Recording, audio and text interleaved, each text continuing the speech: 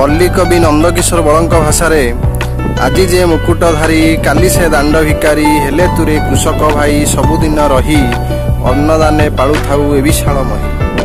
यही पवित्र आख्याटी पल्ली कवि नंदकिशोर बल तांकर ग्राम खड़ा कवितारे वर्णना करछन्ति।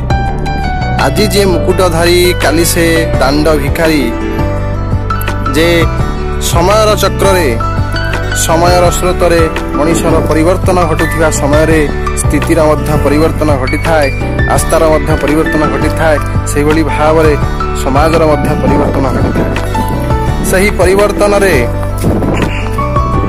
आज जे राजा काली से प्रजा, आज जे मुकुटधारी काली से दांड भिखारी, जहाँ पाखरे आज सामर्थ्य अच्छी, प्रतिभा अच्छी, प्रतिपत्ति अच्छी, संपत्ति अच्छी, धन दौलत अच्छी, काली ताहा नहीं, ताहा काली अभाव रे अच्छी, से चिर अभावग्रस्त हो जाउछि। किंतु जदि कृषकटीए चाष करुछि ताले निश्चिंत भाव रे तार उन्नति अछि। आज जे मुकुटधारी काली से दांड भिखारी। ओडिया रे गोटे कथा अछि,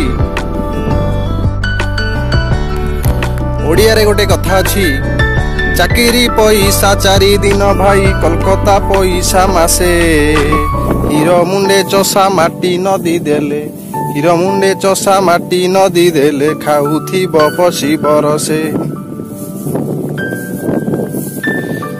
चाकिरी पैसा 4 दिन भाई कलकत्ता पैसा मासे, हीरो मुंडे चषा माटी नदी देले, हीरो मुंडे चषा माटी नदी देले, खाउथी बसी बरसे।